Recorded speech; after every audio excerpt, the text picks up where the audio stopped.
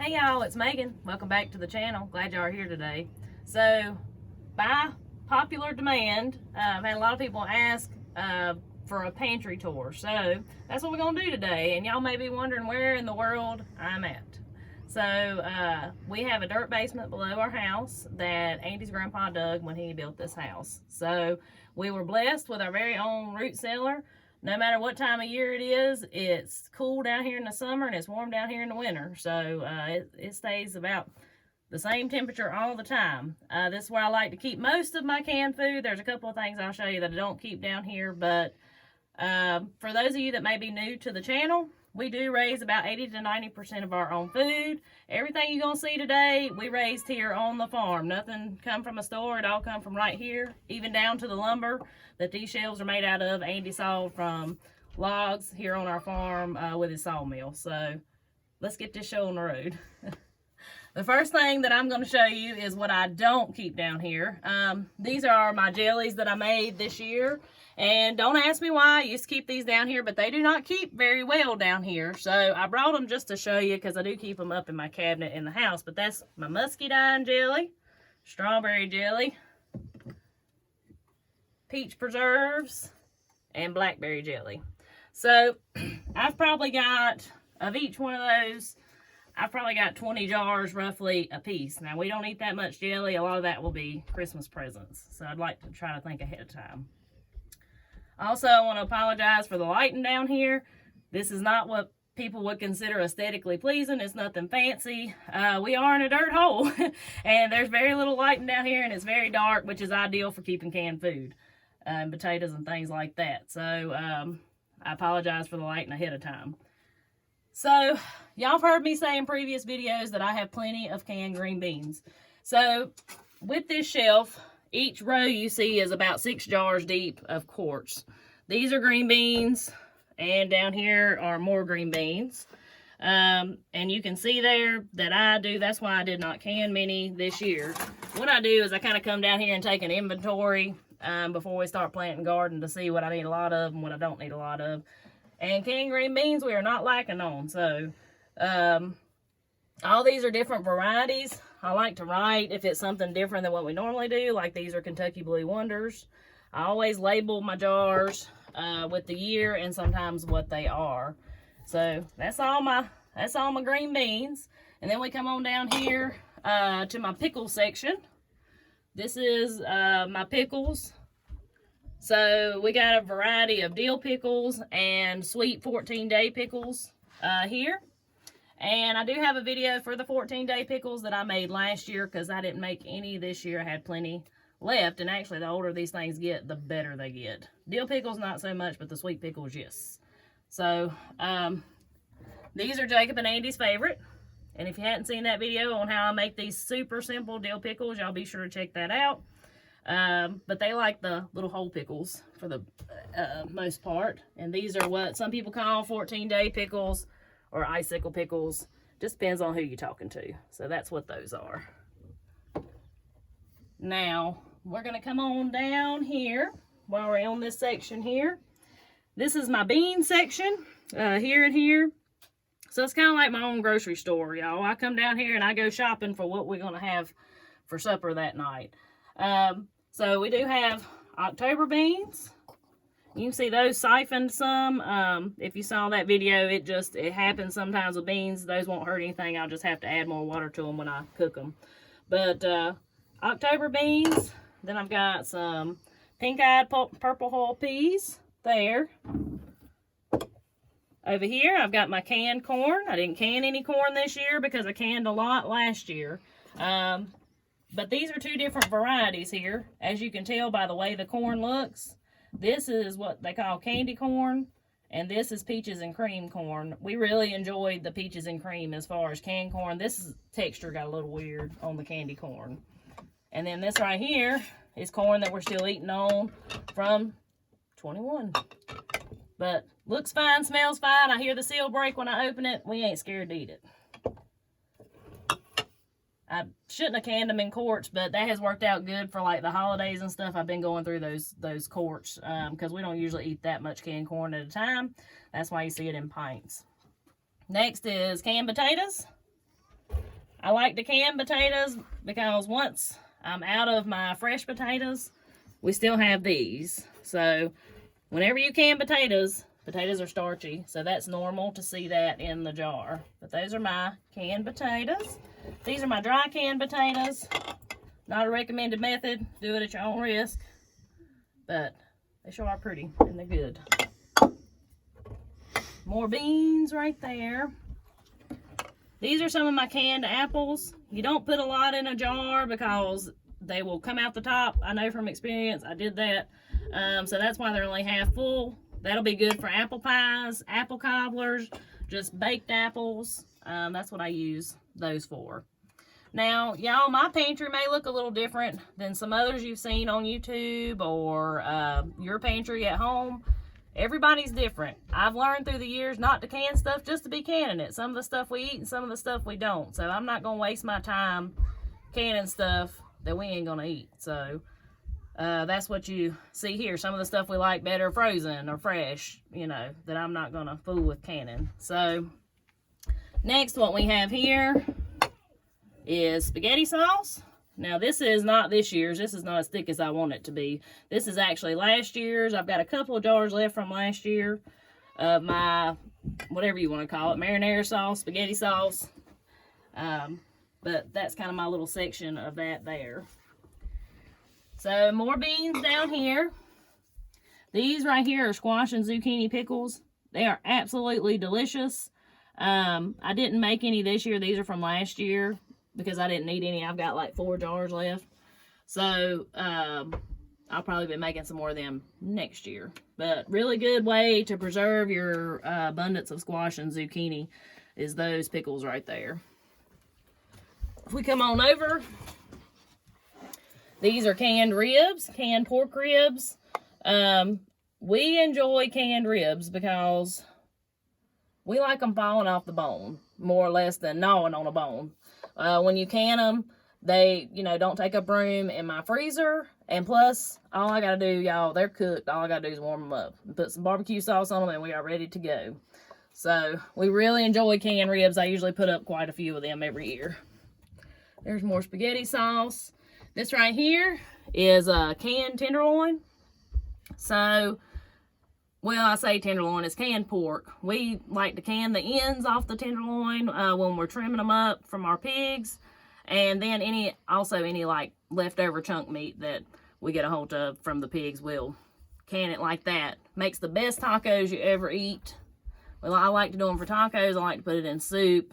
That's the main thing I do with them. Occasionally I'll put them in a frying pan with a little flour, a little milk, and just make its own gravy. Yes, that's some good, easy eating right there. We got more pickles down here. I made a lot of dill pickles because Jacob can eat a jar of dill pickles. He eats about a jar a week. Sometimes it's more than that. So I made a ton of dill pickles. I don't like to have leftover dill pickles. So I just kind of play it by ear, year to year to see how much we're eating. The reason I say I don't like to have leftovers is after they get about a year old, they kind of start losing their tang a little bit and are not as good. So we don't care to have leftover dill pickles anyway. This right here, this is some canned backbone. Pork. This is pork meat again. I boiled the backbones down, got the meat off of them, and canned that meat. And that's really good too for the tacos, the soups. The texture's a little different than the canned tenderloin. I got a few jars of that. All this right here is my beautiful Chow Chow. Again, I have a lot of this. We don't eat a ton of it. I do, but the kids and Andy, they don't care for it. So this is a good Christmas gift that I like to give people. If you want my Chow Chow recipe, it is absolutely delicious, and I'll make sure to link that video. All right, now up in the top here, you're going to see my lard. I don't have much left. I make a lot of lard every year from the pigs, and I usually just keep it up on the top shelf here. But that's what's up here. A few leftover jars of molasses that wouldn't fit on my shelf, where I'll show you in just a second. But yeah, that's my lard. So next up here is kind of our, well, it used to be the fruit section, but I've kind of changed it up a little bit. But I've got some canned peaches. those are from last year. That's one of the things. We have found out we prefer frozen peaches versus canned peaches.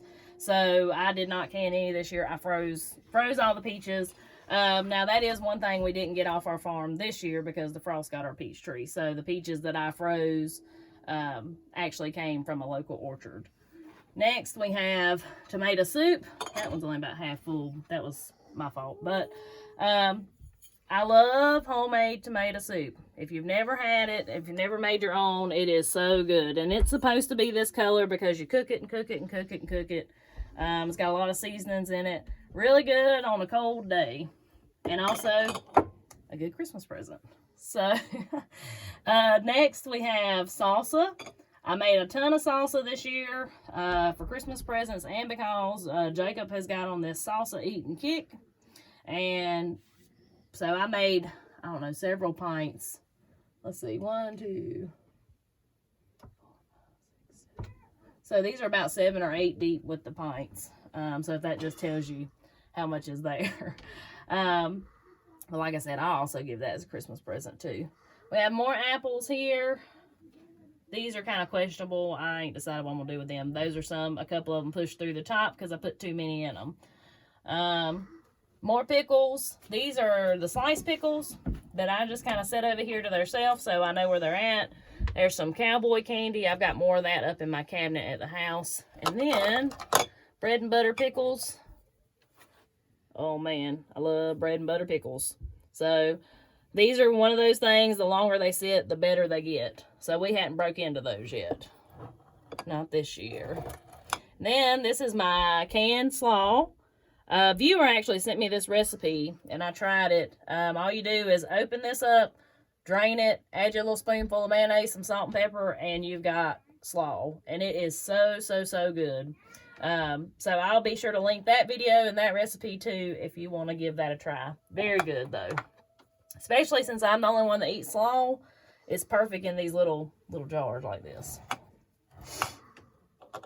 Now I told y'all I can a whole lot of ribs, so that's what this is. All the way across there is more canned pork ribs. Just makes for a super easy meal. And it doesn't take up any freezer space. I've got tomato juice down here on the end. And it's normal for tomato juice, once it sits, your home canned tomato juice to separate like that. And that's used mainly for soups is mainly what I use that for. So next down here, we've got canned tomatoes. These are from last year. I didn't can any this year because I had enough left from last year. Tomato juice again. More spaghetti sauce. Let's see. I don't know if you can tell if that's any thicker, but this is thicker than that you saw a while ago. But that's really good. But like I said, spaghetti sauce. And y'all remember back when we were doing our garden stuff and we told y'all, you know, I had a lot of people saying, keep putting up your tomatoes, keep putting up your tomatoes. I realize that, but y'all see all this tomato-based stuff. I only had so much room, and I did so much with tomatoes because to make this spaghetti sauce, I mean, it takes 5-gallon bucket full or more to do my spaghetti sauce at one time, and I did a lot of spaghetti sauce. But anyways, we'll move on down here. That right there is some apple butter I made last year. I need to move that. But here I've got, this is canned sausage. I'll show y'all that up close. Let's see. Get down here in the light. Can you see it? Mm-hmm. So that's canned sausage. Makes the best sausage gravy you've ever eaten. We love canned sausage for that reason. That's the main thing I use it for. Other than that, like, it doesn't make good patties or anything like that, but it makes really good sausage gravy. I also sometimes put it in my spaghetti to give it a little twang. This is some more tomato juice. This is my canned hamburger that's in tomato juice. Really good, really easy meal for tacos, pastas, things like that. This is my canned chicken y'all saw me do not long ago. This is actually bone-in canned chicken, and this is the boneless pre-cooked chicken that y'all saw me do. So we're going to come on down. I make my own Rotel tomatoes with peppers and tomatoes. Tastes just as good or better than the real thing. More potatoes. This is our molasses y'all saw us make not long ago. Well, sorghum syrup.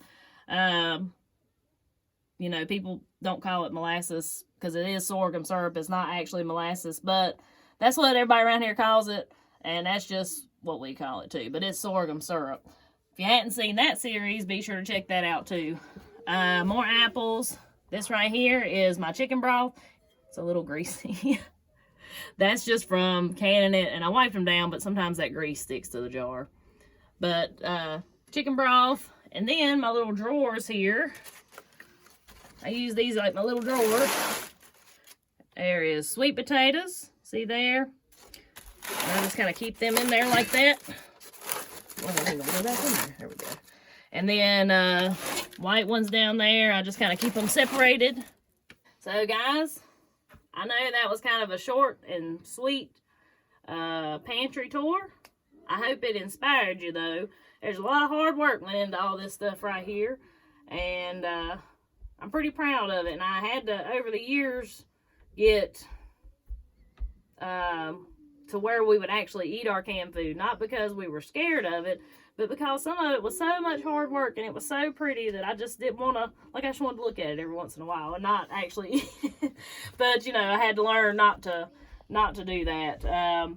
This is our grocery store. This is where I come shopping every evening for our meals. Now, most of our meats, besides the canned meat you saw here, is in my freezer. The whole fruits are in the freezer. But this right here, like I said, this is a shelf-stable option. Things keep well down here besides my jams and jellies. Like I said, I ain't figured that one out yet. But, yeah, this is our pantry. And, you know, I hope you get inspired today. You can do this. This is, over time, you know, the first year I was canning, I did 10 quarts of green beans, and I was so proud of those. And then add a little more every year, a little more and a little more, till you got what you see here. And as long as, you know, you're following the recommended times and how to cook things, you can can your own food and not be intimidated. Try it the first time with something simple. My very first thing I made was strawberry jam, and I canned green beans. And so those were the two simple things. And now, here we are.